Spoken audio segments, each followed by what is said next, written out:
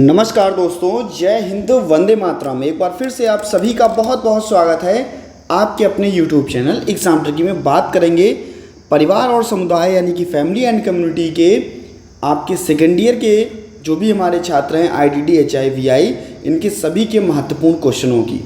लगभग यहाँ पर जो आपको क्वेश्चंस देखने को मिलेंगे, हो सकता है आपके एग्ज़ाम में आ जाएँ। बाकी भैया वीडियोज़ अपलोड कर दी गई हैं, जो यूनिट 1 से लेकर के 5 तक की आपकी वीडियोज़ हैं, आप उनसे भी पढ़ सकते हैं। और यहाँ पर मैं उन प्रश्नों को आपको बताता हूँ जो आपके एग्ज़ाम में आने की संभावनाएं ज़्यादा रहती हैं।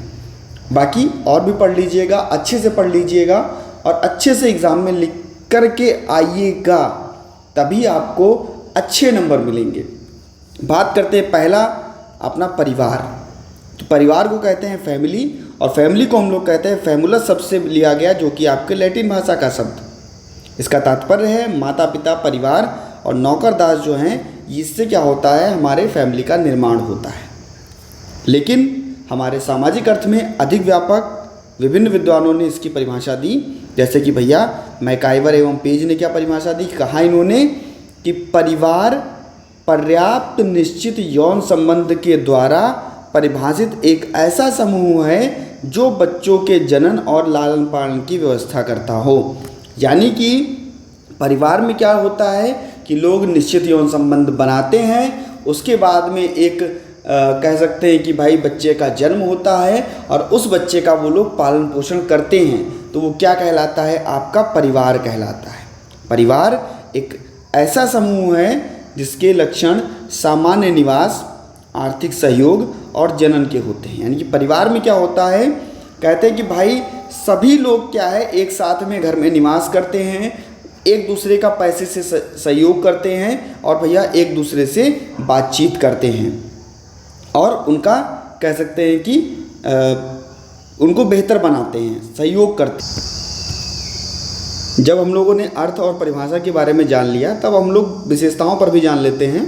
हो सकता है आपके एग्ज़ाम में विशेषताएं भी पूछ दे, तो कहेंगे भाई परिवार की विशेषताएं। परिवार में क्या होता है, सार्वभौमिकता होती है, यानी कि सामाजिक इकाइयों में सबसे मौलिक और छोटी इकाई जो है वो अपनी परिवार मानी जाती है। परिवार को अगर हम बात करें, परिवार में जो माँ होती है वो कौन होती है, बच्चे की पहली शिक्षिका। और परिवार में जो परिवार होता है वो बच्चे का पहला विद्यालय होता है। इसलिए यह सामाजिक विकास के सभी स्तरों में, सभी समाजों में पाई गई है, भले ही इसका स्वरूप भिन्न भिन्न क्यों ना हो। भावात्मक आधार क्या होगा, परिवार में सभी सदस्य एक दूसरे की भावनाओं से बंधे रहते हैं और सभी सदस्यों के बीच में क्या होता है, घनिष्ठ संबंध होता है। वे एक दूसरे के साथ में त्याग और प्रतिष्ठा के साथ में जुड़े होते हैं। भावनाएं और भावात्मक संबंधों के साथ में अधिक स्थायित्व और दृढ़ता प्रदान की जाती है। रचनात्मक प्रभाव यानी कि फॉर्मेटिव आपका देखने को मिलेगा। फॉर्मेटिव इन्फ्लुएंस में आपका रचनात्मक का तात्पर्य सामाजिक संतुलन एवं विकास में सहायता करना। परिवार के छोटे बच्चों पर सदस्यों का सीधा प्रभाव पड़ता है, जिसके कारण परिवार में विद्यमान संस्कृति गुणों को आत्मसार कर अपना स्वाभाविक व्यक्तित्व निर्माण करती है। कुले ने क्या कहा, परिवार को कुले ने क्या कहा कि परिवार स्वभाव की पोषिका। परिवार को कुले ने क्या कहा कि मानव जो है वो स्वभाव की पोषिका है, ये कहा इन्होंने। और कहा भैया छोटा आकार, परिवार में छोटा आकार होता है। एक सदस्य की मृत्यु के बाद क्या होता है कि धीरे धीरे सदस्यों की मृत्यु होती जाती है। और भैया आकार जो है हमको देखने को मिलता है कि पहले हमारे घर में दादी बाबा भी रहते थे, माता पिता और हम लोग रहते थे। अब दादी बाबा जो है ख़त्म हो गए, माता पिता और हम लोग बचे। ऐसे क्या है, कुछ नए लोगों का निर्माण होगा, फिर जो है तो इसकी जो पुरानी पीढ़ियाँ हैं वो धीरे धीरे विभाजित होती जाएंगी और विभाजित भी होती जाएंगी, अलग भी होती जाएंगी और लोग वहाँ से उनकी मृत्यु भी होती जाएगी। तो परिवार में ये देखने को मिलता है। सामाजिक संरचना देखने को मिलती है, जैसे किसी का गोत्र क्या है, वंश क्या है, इन आधार पर भी परिवार जो है आपको देखने को मिलता है। असीमित दायित्व, परिवार समाज की जो भी प्रारंभिक इकाई होगी, इसमें व्यक्ति जो होगा, इसमें व्यक्ति पैदा होता है, बड़ा होता है और मृत्यु होती है। यानी कि परिवार के सदस्यों के असीमित उत्तरदायित्व होते हैं जो व्यक्ति की आधिकारिक आवश्यकताओं को पूरा करते हैं। इसमें सामाजिक नियंत्रण होगा, यानी कि प्रत्येक समाज अपने लिए जीवन के लिए कुछ मूल्यों का विकास करेंगे। इसमें परिवार को नियमित रूप से प्रयास करना, और इसके लिए हम कह सकते हैं विवाह और परिवार से संबंधित प्रथाएं और रूढ़िवादिताएं जो हैं वो नियंत्रित करने में योगदान करती हैं। समुदाय की परिभाषा, समुदाय को परिभाषित करने के लिए सबसे बढ़िया है समुदाय क्या है कि एक साथ मिलकर सेवाएं देना। क्या होता है समुदाय? कहेगा एक साथ मिलकर सेवाएं देना, यानी कि अन्य शब्दों में हम कह सकते हैं कि व्यक्ति का ऐसा समूह जिसमें परस्पर मिलकर रहने की भावना होती है वो क्या कहलाता है? आपका समुदाय कहलाता है। एक दूसरे के द्वारा सहयोग के द्वारा अधिकारों का उपयोग करते हैं, और भैया ये आपका क्या कहलाता है? समुदाय कहलाता है। समुदाय मैकाइवर के अनुसार समुदाय सामाजिक जीवन में उन क्षेत्रों को कहते हैं जिसे सामाजिक संबद्धता और सामंजस्य की कुछ मात्रा के द्वारा पहचाना जा सके। आगवण ने क्या कहा? समुदाय किसी सीमित क्षेत्र में के भीतर सामाजिक जीवन का पूर्ण संगठन है। तो ये क्या समुदाय के बारे में कहा गया? समुदाय, डेविस ने कहा, समुदाय एक छोटा क्षेत्रीय समूह है जिसके अंतर्गत सामाजिक जीवन के समस्त पहलुओं का समावेशन होता है। तो इतनी परिभाषाएं आपको बता दी गई। परिवार पर विकलांगता का क्या प्रभाव पड़ेगा? परिवार पर विकलांगता का क्या प्रभाव पड़ेगा, इस पर हम लोग बात करते हैं। कहते हैं भाई विकलांगता का परिवार पर प्रभाव है जो विविध और व्यापक रूप से पड़ता है। जब किसी घर में कोई दिव्यांग बच्चा होता है तो उनकी जो इच्छाएं होती हैं वो बिल्कुल समाप्त जैसी हो जाती हैं। शोक का अभाव हो जाता है कि भाई ये बच्चा कैसे दिव्यांग हुआ, क्यों हुआ, क्या कारण है। कभी कभी क्या होता है, माँ बाप इतने दुखी हो जाते हैं कि अपने उस बच्चे को लेकर के कहते हैं कि भाई अब हम दूसरा बच्चा नहीं करेंगे। तो ये चीज़ें हमें परिवार में देखने को मिलती हैं। और कभी कभी क्या होता है, माँ बाप भी अलग हो जाते हैं क्योंकि बच्चे के भविष्य के बारे में उनको चिंता होती रहती है। तो देखते हैं, सबसे पहले हम लोग अगर बात करें आर्थिक प्रभाव की तो कहेंगे दिव्यांग सदस्य की देखभाल के लिए आवश्यक चिकित्सा, पुनर्वास और विशेष उपकरणों की लागत परिवार की आर्थिक स्थिति पर भारी बोझ डालती है। भाई जब बच्चा घर में होता है दिव्यांग तो उसकी चिकित्सा कराना, उसका पुनर्वास कराना, विशेष उपकरणों को बेहतर कराना, तो ये सारी चीज़ जो है इसमें क्या होता है, भारी बोझ डालती है कि अगर मान लो परिवार के पास इतना पैसा नहीं भी है तब भी उनको ये कार्य जो है, पैसे जो हैं इनको ख़त्म ही करने पड़ जाते हैं। यह एक या अधिक परिवार के सदस्यों को अपनी नौकरी छोड़नी पड़ सकती है। मान लो माता पिता दोनों लोग नौकरी कर रहे हैं तो भाई नौकरी छोड़ करके क्या करते हैं, बच्चे पर ध्यान देते हैं और परिवार की आय में भी कमी हो सकती है। मानसिक और भावात्मक प्रभाव, कहेंगे भाई दिव्यांग बच्चा जब होता है तो मानसिक चिंता रहती है और उनमें अवसाद भी रहता है। परिवार के सदस्यों के बीच संबंधों को में तनाव, संघर्ष भी हो सकता है। खास करके देखभाल की जिम्मेदारियों का जो भी बंटवारा है उसका वो हो सकता है। शारीरिक दिव्यांगता में विकलांग सदस्य की देखभाल करने के लिए परिवार के सदस्य शारीरिक थकान और स्वास्थ्य समस्याओं का जो है सामना करना पड़ता है। भाई शारीरिक थकान भी हो जाती है, बच्चे के प्रति इधर उधर घूमते भी रहते हैं और उनका जब ज़्यादा थकान हो जाती है तो भाई स्वास्थ्य भी उनका ख़राब होता है, इसका भी सामना करना पड़ सकता है। इसके बाद में हम बात करते हैं सामाजिक प्रभाव की। तो हम लोग देखते हैं कि भाई आसपास के जो समाज के लोग होते हैं बच्चों से, ऐसे बच्चों से क्या अलगाव की भावना रखते हैं, तो ये भी देखने को मिलता है। उसमें भेदभाव करते हैं, इनको कलंक मानते हैं, ऐसी चीज़ें हमें देखने को मिलती हैं। शैक्षिक प्रभाव में क्या देखने को मिलता है, कहते हैं भैया बच्चा जो है शिक्षा में बाधा उत्पन्न करेगा, यानी कि परिवार में शिक्षा सेवाओं और संसाधनों की आवश्यकता हो सकेगी। देखभाल की जिम्मेदारी के कारण परिवार के अन्य सभी सदस्य शिक्षा में भी इसको प्रभावित करेंगे। उसके बाद में हम लोग जीवन शैली में परिवर्तन जब कहते हैं तो कहते हैं विकलांग सदस्य अगर आवश्यकताओं को पूरा करने के लिए परिवार को अपनी जीवन शैली और दिनचर्या में महत्वपूर्ण बदलाव देखने को मिलता है। परिवार के सदस्य अधिक सहयोगात्मक और समायोजनशील होने के लिए आवश्यक महसूस करते हैं। सकारात्मक प्रभाव भी बढ़ता है, जिन्हें के लिए लोगों को संघर्ष भी करना पड़ता है, बहुत धैर्यवान भी होना पड़ता है, उनको दूसरे बच्चों के प्रति सहानुभूति भी रखनी पड़ती है। तो घर में ये भी देखने को मिलता है कि हमारा बच्चा ऐसा है तो दूसरे बच्चे जब ऐसे हैं तो हम उनके प्रति क्या रखें, सहानुभूति रखें, उनके साथ प्रेम बढ़ाएं और भैया एकजुट होकर के समस्या का समाधान करें। तो ऐसे प्रभाव जो पड़ते हैं हमारे दिव्यांगता के परिवार पर पड़ते हैं। बौद्धिक अक्षमता वाले बच्चों की पुनर्वास की प्रक्रिया में परिवार की भूमिका, जो हमारे बौद्धिक अक्षम बच्चे हैं इनके पुनर्वास की प्रक्रिया में परिवार की क्या भूमिका होगी, इस पर हम लोग बात करते हैं। तो कहते हैं कि बौद्धिक अक्षमता वाले बच्चे पुनर्वास की प्रक्रिया में परिवार की भूमिका अत्यंत महत्वपूर्ण होगी। परिवार न केवल बच्चों की देखभाल करेगा बल्कि उसे एक समर्थन और आत्मनिर्भर जीवन जीने के लिए प्रेरित करेगा। इसमें समर्थन और प्रोत्साहन यानी कि परिवार के सदस्यों को बच्चे के मानसिक और भावात्मक समर्थन की आवश्यकता होगी। उसके आत्मसम्मान और आत्मविश्वास को बढ़ाने के लिए प्रोत्साहित किया जाएगा। बच्चों को छोटी छोटी सफलताओं के लिए सराहना देनी होगी और भैया उसको प्रोत्साहित किया जाएगा ताकि वो आगे बढ़ सके। शिक्षा और प्रशिक्षण में भी परिवार को विशेष शिक्षा और प्रशिक्षण के बारे में जानकारी देनी होगी ताकि बच्चे की आवश्यकता के अनुसार उसको शिक्षा और प्रशिक्षण मिल सके। परिवार के सदस्य बच्चों के साथ मिलकर के उसके कौशल और क्षमताओं का विकास कर सके। इसमें सामाजिक सहभागिता यानी कि परिवार को बच्चों को समाज के साथ जोड़ने का प्रयास करें। इसके लिए सामुदायिक कार्यक्रम, खेलकूद और अन्य सामाजिक गतिविधियों में शामिल करें। बच्चे को मित्र बनाने और समाज में आत्मनिर्भरता विकसित करने के लिए अवसर प्रदान किए जाएंगे। विशेषज्ञों के साथ सहयोग यानी कि परिवार को चिकित्सा विशेषज्ञ, शिक्षक और परामर्शदाताओं के साथ में सहयोग मिले। विशेषज्ञों की सलाह और मार्गदर्शन से बच्चे क्या करेंगे, प्रगति करेंगे, सुधार होगा। तो ये देखने को मिलता है। सकारात्मक वातावरण का निर्माण यानी कि घर का वातावरण सकारात्मक और प्रेरणादायक होना चाहिए। परिवार के सदस्यों को बच्चे के प्रति धैर्य और समझदारी दिखानी चाहिए। तनाव जो है उसको कम करना चाहिए और खुशहाल जो माहौल है उसको बिताना चाहिए। आर्थिक सहायता भी बच्चे की करनी चाहिए, जो कि सरकारी सेवाएं, अनुदानों की सेवाएं, वित्तीय योजना बना करके भैया अन्य वित्तीय सहायता भी करनी चाहिए। इससे क्या है, विशेष उपकरण, चिकित्सा और शिक्षा के लिए आर्थिक संसाधन जो है वो बेहतर हो सके। और स्वास्थ्य और देखभाल, बच्चे की शारीरिक और मानसिक स्वास्थ्य का ध्यान रखा जाए, जिससे कि भैया नियमित जाँच, सही पोषण, आवश्यक चिकित्सा और सहायता प्रदान की जा सके।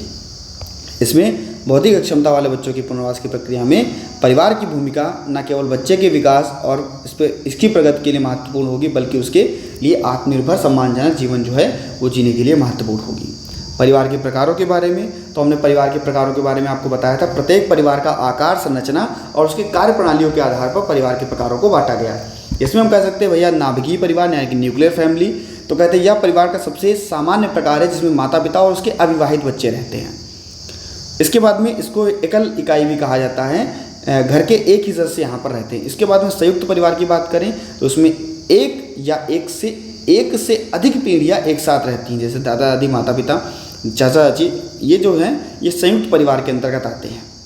इसके बाद में विस्तारित परिवार की बात करें तो विस्तारित परिवार में कहते हैं यह संयुक्त परिवार के समान होता है, लेकिन इसमें अन्य रिश्तेदार जैसे फूफा, मौसी, बुआ ये सभी शामिल होते हैं। तो ये हमारे क्या कहलाते हैं, विस्तारित परिवार कहलाते हैं।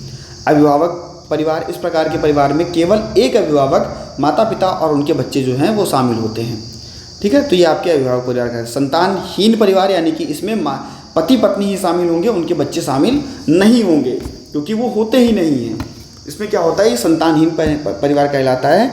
चिल्ड्रनलेस परिवार कहलाता है, चाइल्डलेस परिवार कहलाता है। आवासीय परिवार, इस प्रकार के परिवार में वे लोग शामिल होते हैं जो विवाह के बिना एक साथ रहते हैं। जो विवाह के बिना एक साथ रहते हैं ऐसे परिवार यहाँ पे शामिल होते हैं। और समलैंगिक परिवार, अब समलैंगिक का मतलब है दो समान लैंगिक जो पार्टनर होंगे वो एक साथ में रहेंगे। आधुनिक समाजों में इसकी मान्यता मिल चुकी है और वही संरचना का कार्य करती है। जो जैसे कि नाभिकीय परिवार में समलैंगिक परिवार सामाजिक स्वीकृति और कानूनी अधिकारों के लिए संघर्ष करते हैं। तो इस प्रकार से आपको इतने परिवार के जो हैं प्रकार देखने को मिलते हैं और आपके एग्जाम के लिए इम्पॉर्टेंट भी है। समुदाय में दिव्यांग बच्चों के पुनर्वास से संबंधित मुद्दे क्या होंगे, इस पर हम लोग चर्चा करते हैं। तो कहते हैं भाई समुदाय में दिव्यांग बच्चों के पुनर्वास से संबंधित कई मुद्दे होंगे जिन्हें संबोधित करना जरूरी होगा और उसके लिए जो भी सामाजिक स्वीकृति है, भेदभाव है, ये हमें देखने को मिलता है। तो हम कहते हैं भाई दिव्यांग बच्चों को समाज में भेदभाव और पूर्वाग्रह का सामना करना पड़ सकता है। इसके साथ समानता और व्यवहार, जो समान व्यवहार है वो नहीं किया जाता। हमें देखने को मिलता है कि समुदाय में दिव्यांग बच्चा जब पुनर्वास के लिए संबंधित मुद्दे होते हैं तो वहाँ पर क्या होता है कि समाज के लोग उसको स्वीकार नहीं करते, उसमें भेदभाव करते हैं। जब भेदभाव करते हैं तो सम्मान उसका कम होगा, व्यवहार जो है उसको कम मिलेगा, सम्मान और आत्मविश्वास में जो नकारात्मक प्रभाव पड़ता है।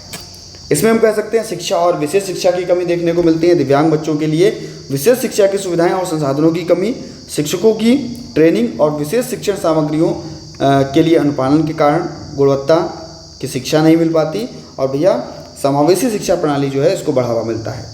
चिकित्सा और पुनर्वास की सेवाओं में कमी, यानी कि चिकित्सा और पुनर्वास की सेवाओं के लिए उपलब्धता या पहुंच की कमी दिव्यांग बच्चों के विकास में बाधा बन सकती है, जिसमें चिकित्सा सुविधाएं, फिजियोथेरेपी, ऑक्यूपेशनल थेरेपी और भैया मनोविज्ञान की सेवाएं जो हैं ये बेहतर होती हैं। इन सेवाओं के लिए समुदाय स्तर पर उपलब्ध कराने के प्रयास किए जा सकते हैं। आर्थिक समस्याएं क्या होंगी भैया? दिव्यांग बच्चों के पुनर्वास के लिए जो भी आवश्यक चिकित्सा और सहायता उपकरणों की लागत बहुत अधिक हो सकती है। इसमें सरकारी और गैर सरकारी संगठन भी वित्तीय रूप से सहायता करें, अनुदान की व्यवस्था की जानी होगी। और सामाजिक सेवाओं की उपलब्धता दिव्यांग बच्चों और उनके परिवारों को आवश्यक सामाजिक सेवाएं हैं वो उनमें कमी देखने को मिलती है। सामुदायिक समर्थन समूहों, परामर्श सेवाओं और पुनर्वास केंद्रों की उपलब्धता पुनर्वास प्रक्रिया में क्या करती है? बाधा बनती है। परिवहन और बुनियादी ढांचे, जहाँ पर हम लोग स्कूल, अस्पताल और सार्वजनिक स्थानों की बात करते हैं, परिवार और बुनियादी ढांचों की बात करते हैं, तो यहाँ पर ये आपको देखने को मिलता है। सुलभ परिवहन और बुनियादी ढांचे जो होने चाहिए बच्चे के लिए सुलभ होने चाहिए। तो ये सारी चीज़ें हम लोग देख सकते हैं कि परिवार में हमें देखने को मिलती हैं। गृह आधारित शिक्षा पर एक संक्षिप्त नोट।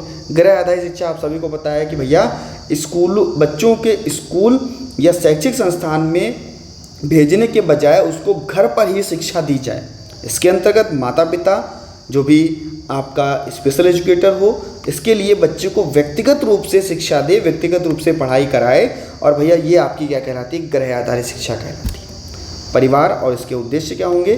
तो परिवार में गृह आधारित शिक्षा एक वैकल्पिक शैक्षिक व्यवस्था है जिसमें बच्चे की शिक्षा घर पर ही दी जाएगी, स्कूल की बजाय। स्कूल में शिक्षा नहीं दी जाएगी। बच्चों को व्यक्तिगत रूप से ध्यान देने और विशेष शैक्षिक जरूरतों को पूरा करने के लिए संरचित वातावरण जो है उसको प्रदान किया जाता है। इसमें गृह आधारित शिक्षा के लाभ क्या होंगे? तो कहेंगे व्यक्तिगत ध्यान। बच्चों को एक एक करके पढ़ाया जाएगा, जिसमें उसके व्यक्तिगत ज़रूरतों पर ध्यान दिया जाएगा। लचीलापन, यानी कि समय सारणी पर भी लचीलापन दिखाया जाएगा। बच्चे की समय सारणी के अनुसार, बच्चे के पाठ्यक्रम के अनुसार गति की जाएगी और सुरक्षित वातावरण मिलेगा। घर में सभी परिचित लोग मिलकर के उसके अवसर को बढ़ाएंगे और भैया उसको अधिक बेहतर बनाएंगे। परिवार के साथ अधिक समय बच्चा बिताता है तो क्या करेगा? बच्चा अधिक सीखने के लिए अधिक बंधन बनाने में मजबूत होगा। गृह आधारित शिक्षा की चुनौतियाँ क्या होंगी? इसमें सामाजिक संपर्क की कमी रहती है। बच्चा जब घर पर ही चीज़ों को सीखता है तो उसको समाज से कोई मतलब नहीं होता, समाज के अवसर जो है उसको नहीं मिलते। विशेषज्ञता की कमी, यानी कि माता पिता हमेशा सभी विषयों में विशेषज्ञ नहीं होते। और क्या होता है कि उच्च स्तर जो शिक्षा है वहाँ तक बच्चा नहीं पहुँच पाता, उसमें कठिनाई देखने को मिलती है। अनुशासन और नियमितता, यानी कि स्कूल की तरह वहाँ पर अनुशासन नहीं होता और नियमितता नहीं होती कि नियमित चीज़ें, क्योंकि वहाँ पर फ्लेक्सिबिलिटी होती है समय की। और स्कूल में क्या होता है? नियमित चीज़ आपको जाना है तो वहाँ पर फ्लेक्सिबिलिटी आपको नहीं मिल पाती। संसाधनों की कमी, यानी कि विज्ञान प्रयोगशाला, खेल के मैदान और अन्य शैक्षिक संसाधनों में कमी देखने को मिलती है। गृह आधारित शिक्षा के प्रकार अगर बात करें तो पूर्वकालिक गृह आधारित शिक्षा, बच्चे को पूरी तरह से घर पर ही शिक्षा दी जाती है, वह किसी भी स्कूल में दाखिला नहीं होता। आंशिक गृह आधारित शिक्षा, कुछ विषयों में घर पर शिक्षा दी जाएगी, बाकी विषयों के लिए स्कूल दिया जाएगा। और हाइब्रिड, यानी कि ऑनलाइन शिक्षा और भैया आपकी ऑफलाइन शिक्षा। तो ये प्रकार की आपको देखने को मिलते हैं। गृह आधारित शिक्षा में आपको जैसे कि आपका जितने भी आपके प्रसिद्ध व्यक्ति, Thomas Edison, Benjamin Franklin, Albert Einstein, ये सभी इनको क्या दी गई थी? घर आधारित शिक्षा ही दी गई थी।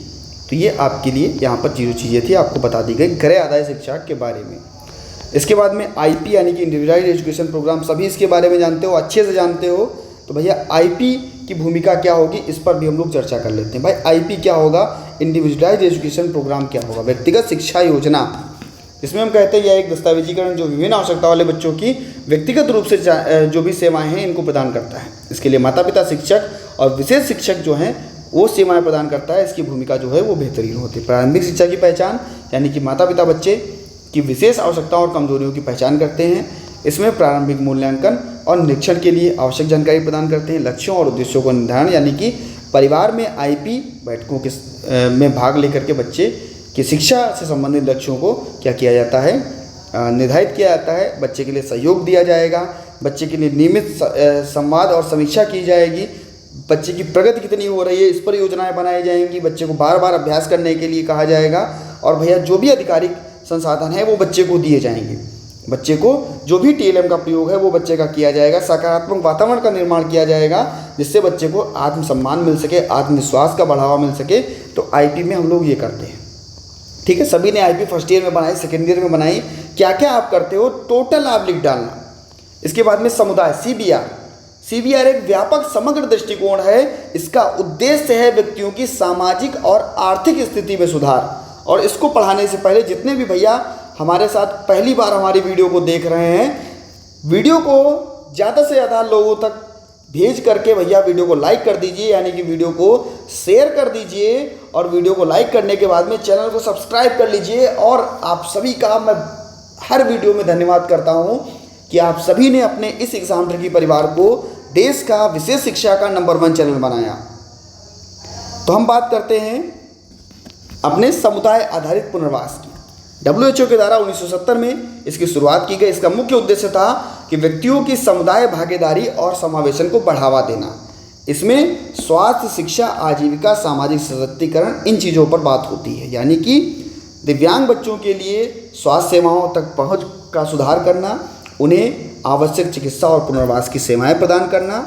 शिक्षा में क्या होगा, शैक्षिक अवसर को बढ़ाना। और आजीविका में क्या होगा, उनके रोजगार, इनके अवसर को बढ़ाना। और सामाजिकता में क्या होगा, सामाजिक भागीदारी करना, जिससे कि भैया उनके सामाजिक अधिकारों की रक्षा हो सके। सशक्तिकरण में परिवार को सशक्त बनाना, अपनी समस्याओं का समाधान करके उसके लिए सक्रिय भूमिका निभाना। CBR की यह विशेषता है कि समुदाय स्तर पर लागू होता है और दिव्यांग व्यक्तियों की वास्तविक आवश्यकताओं और परिस्थितियों के अनुरूप समुदाय के सदस्य विकलांग व्यक्तियों और उनके परिवार और स्थानीय संगठनों को की क्या करते हैं, सक्रिय भूमिका निभाते हैं। तो ये आपको देखने को मिलता है।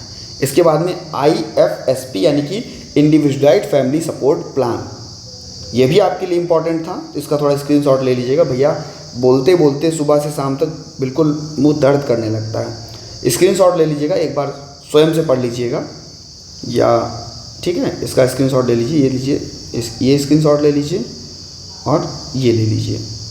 IFSP भी आपका इम्पॉर्टेंट है, वेरी वेरी इंपॉर्टेंट। तो मिलता हूँ भैया नेक्स्ट वीडियो में नई जानकारी के साथ में।